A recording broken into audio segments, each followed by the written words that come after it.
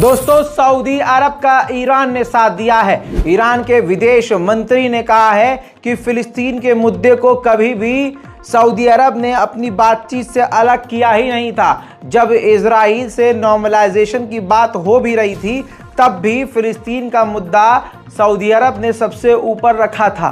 पहली बार ऐसा हुआ है कि सऊदी अरब के लिए ईरान मीडिया को और दुनिया को सफाई दे रहा है। ये अच्छी बात है और इस बात से ये साफ दर्शाया जा रहा है कि किस तरह से अब सऊदी अरब और ईरान करीब आ गए हैं।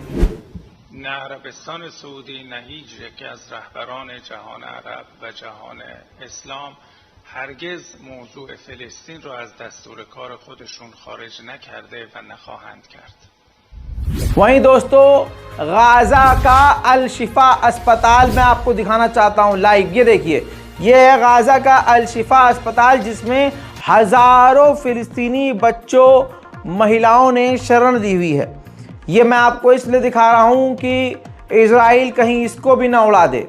ज़्यादा से ज़्यादा इस वीडियो को शेयर कीजिए और हमारे इस चैनल रज़ाग्राफी अनस्क्रिप्टेड को भी सब्सक्राइब कीजिए, ताकि दोनों चैनल आपकी सेवा में रहें और दोनों चैनल से आपको जानकारियां मिलती रहें। मेरे दोस्तों, आप देख सकते हैं, बच्चे हैं, बूढ़े हैं, महिलाएं हैं इस अस्पताल अल शिफा हॉस्पिटल में। उम्मीद करते हैं कि ये सही सलामत रहें। दुआ में याद रखिएगा। यूरोपीय यूनियन के फॉरेन पॉलिसी के चीफ चाइना गए थे और चाइना के विदेश मंत्री ने उनके मुंह पर उनको जलील किया। याद होगा, मैं आपको कल अपडेट देर रात को दे चुका हूं। अब उसका रिजल्ट ये आया है कि यूरोपीय यूनियन के फॉरेन पॉलिसी के चीफ ने यूक्रेन को गाजा से कंपेयर कर दिया है। कह दिया है कि आप गाजा के लोगों का पानी खाना बंद नहीं कर सकते, जो बेसिक नीड है ह्यूमन की, वो आप काट नहीं सकते। फिर तो यूक्रेन और गाजा में कोई फर्क ही नहीं। सबसे बड़ा बयान यूरोपीय यूनियन के द्वारा।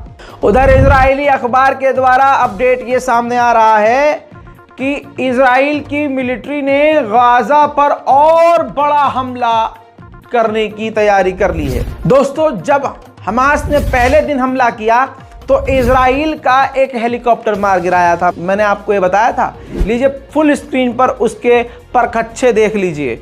दो तस्वीरें अब बड़ी मुश्किल से सामने आई हैं।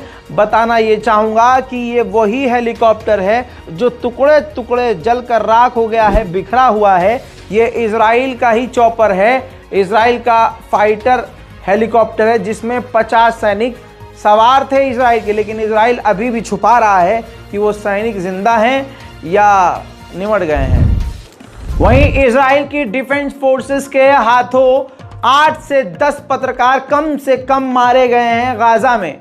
तो इजराइल की डिफेंस फोर्सेस ने कहा है कि हम माफ़ी चाहते हैं कि हमारे हमलों में पत्रकार मारे गए, हमारा निशाना पत्रकार नहीं थे।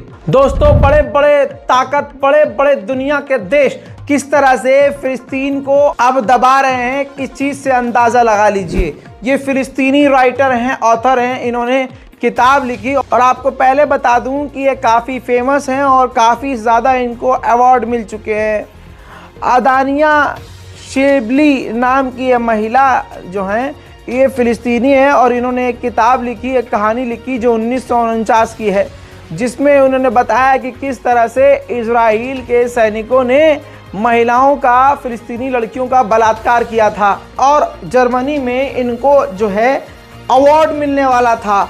जी हाँ, जर्मनी में इनको नोबेल प्राइज़ मिलने वाला था, लेकिन हालात को देखकर जर्मनी ने इनके अवार्ड को ही कैंसिल कर दिया। ये चल रहा है दोस्तों। उधर कुछ ही वक्त पहले इजराइल के हमले में एक पूरा का पूरा कुनबा बिखर गया है, पूरा का पूरा अपार्टमेंट मलबा हो गया है।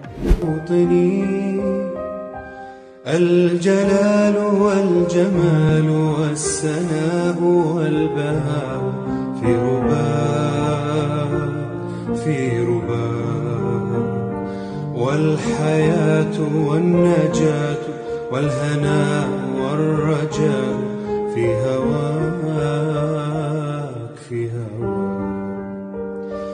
हल अराक सालिमन मुनअमन व مكرما سالما منعما وغانما مكرما هل أراك في علاك تبلغ السماك تبلغ. अब जो दुनिया वालों से मैं कह रहा हूं वो एक बच्चा भी गाजा का कह रहा है। इजराइल के एयर स्ट्राइक में उसने माँ बाप भाई बहन दादा दादी बड़ी बहन और तमाम रिश्तेदारों को खो दिया जो एक साथ एक अपार्टमेंट में एक घर के अंदर रह रहे थे। वो चीख चीख कर अरब से सवाल कर रहा है। जो गैर हैं उनको तो छोड़ ही दीजिए, अपनों से सवाल कब्र में भी किया जाएगा और दुनिया में भी किया जा रहा है। बच्चा रो के कहता है कि अरब कहाँ हैं, क्यों नहीं बोल रहे हैं मुसलमान। सुनिए।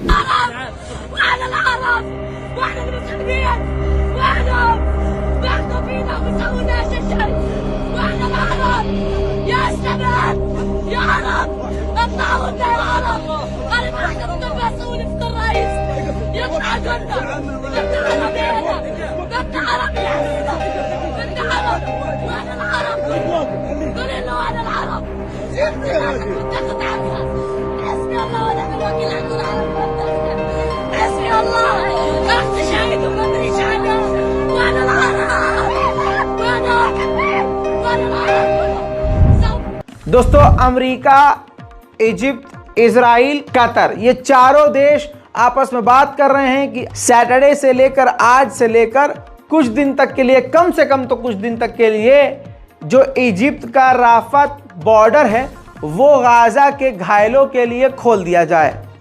अभी तक इस पर कोई फैसला नहीं आया है। उधर दोस्तों, भारतीय वक्त के मुताबिक दोपहर 2:30 बजे के बाद इजराइल के ऊपर फिर से हमास ने रॉकेट दाग दिए हैं।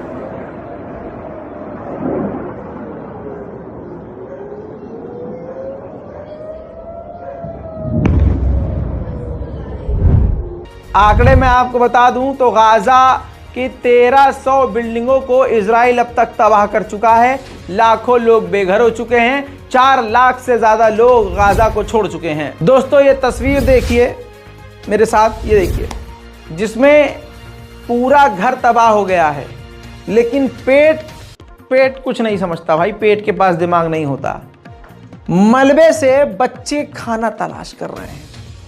अल्लाह अकबर, कि कुछ खाना मिल जाए।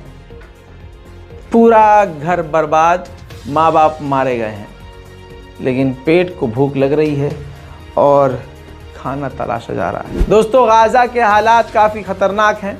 उम्मीद करते हैं कि आप हमारे इस चैनल ग्राफी को भी सब्सक्राइब करेंगे ताकि आपको लगातार ताज़ा जानकारियाँ मिलती रहें। जय हिंद।